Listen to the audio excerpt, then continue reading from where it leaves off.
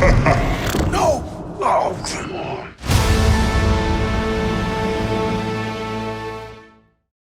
on. Terrell Royster with Big Gold Belt Media.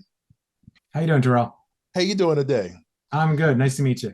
Edwin, it's a pleasure to meet you too. After seeing this wonderful film, definitely get to see the man behind the work. Oh, um, so we start one of the men and women, to be sure. one. One of the um, thousands. Now I'm get. Were you when like you supervised the team like with the special effects here, or like were I'm you? the visual effects supervisor. Special effects they're the cool guys. They're the guys that blow stuff up, like in real life. I'm the visual effects are we're the nerds that work on the computers all day long to make amazing imagery.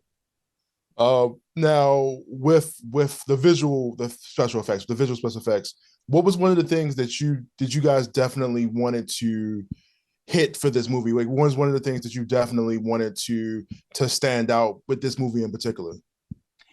Very early on, when I was talking to Justin Simeon, our director, was there's any number of movies that had ghosts in them before us, right? So what does that mean? What do they look like? So what I did was I kind of did some research and categorized them. Some of the ghosts were just kind of people shot on blue screen that look like they're not in the room at all. Some of them are super CG versions, like they kind of like look like CG fireworks. Some of them are like real people, like The Ring or The Shining in the room as a ghost, right? Kind of coming. So kind of categorizing them and then kind of picking which ones I like and then finding which ones Justin liked. And thankfully they were the same, which I think is why I got the job.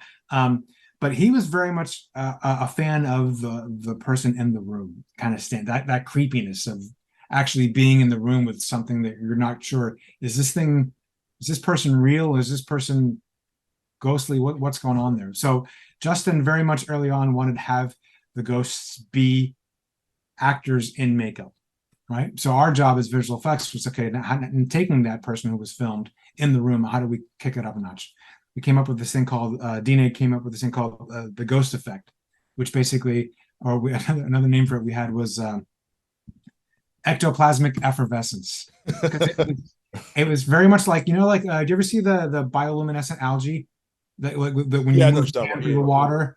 Yeah. So when it's still, nothing's happened, but as you move and you agitate it, that's when it lights up. These ghosts are the same way. As they stayed still, there's nothing happened, but as they move, then they kind of gave off these particles that looked like them and became these blue ghostly particles. Also, we also had to the other thing we added to the practical people were anywhere they were shadowed, you could see through them, and you could see like the ghostly skeleton, this creepy dead skeleton underneath them. So where the light was hitting, they looked like they were in the room, but in the shadowed areas, you could see this creepy skeleton see through the body to the room behind them. I did not notice that. It's balancing all that crap. It's funny.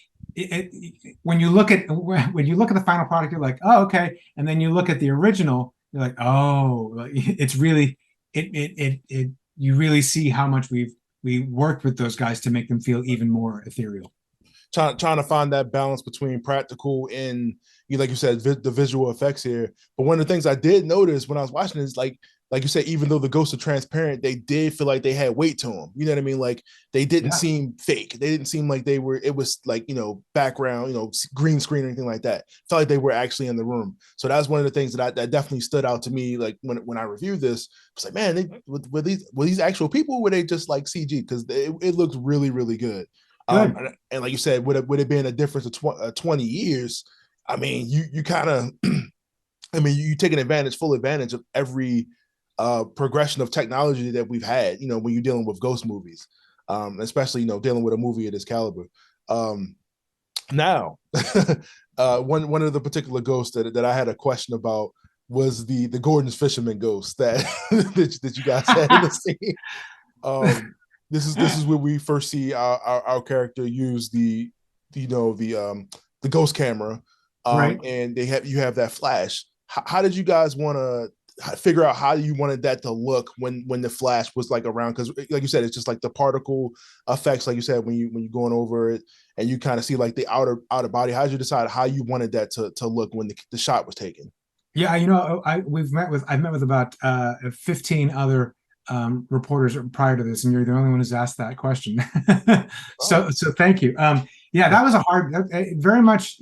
Justin really wanted to make this feel like this was some other kind of tech, right? But it wasn't Right. just an incandescent flash, right? It really wanted to feel like there were particles being emitted from this thing that would then illuminate. And so the idea we had was that this thing was like a shotgun blast of these tiny neutron-like particles, and as it intersected with the ghost, that ghost kind of lit up like a phosphorescent bit in that one spot.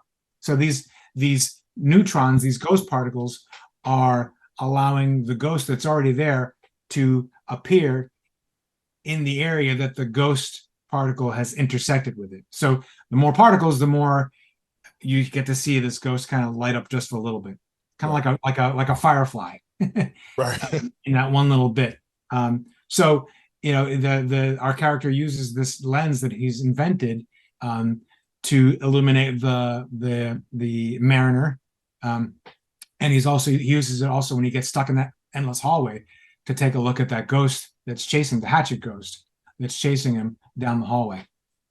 Yeah, that the way that whole thing was just weird. I mean, because like I said, this you almost can't do this movie without the visuals, right? Like other than that, it's just you just hearing weird noise. The visuals are so important to this film, and you guys hit it out the park. Now, I guess my last question here is, what would you say your favorite part, what I mean, like your favorite thing was to visually affect here, like in the movie, like that just stood out to you, like, well, okay, man, like we really did some good work here. This really stood out.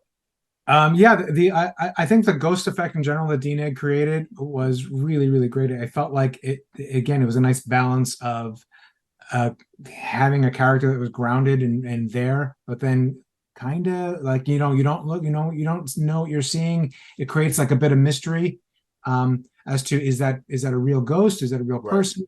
Right. And then the environments that ILM created for the end sequence. That whole cemetery, none of that existed. It was just Lakeith standing on blue, pretty really much. Yeah, I mean the art department did a great job of putting some because we shot that after the fact. That was after we wrapped principal production. We went back to Atlanta and did a bunch of reshoots for that end sequence, and the art department did an amazing job of creating bits of the cemetery that they would be standing on, but the vast majority of it, as it extended in the distance, was all just blue screen. So wow. ILM did a great job of just extending that, and in some cases completely generating that cemetery and making it feel like it was a real space. Yeah, you could have told me something else I wouldn't even have known. And the house, we didn't build the outside of the house. We only built the porch section. Really? So everything you see of the house past the porch in every direction is CG. Wow. Well, look, Edwin, I really appreciate doing this interview with me today. You have enlightened me beyond what I thought what I was going to know.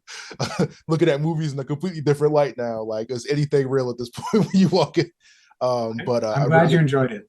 Yeah, it was really good. Maybe it's definitely something that I definitely want to keep seeing. Like I said, the visuals were on point. But I really appreciate you for doing this interview with me today. I hope you have a great rest of your day and keep up the good work. This is amazing. Thank you. The pleasure was all mine. Thank you.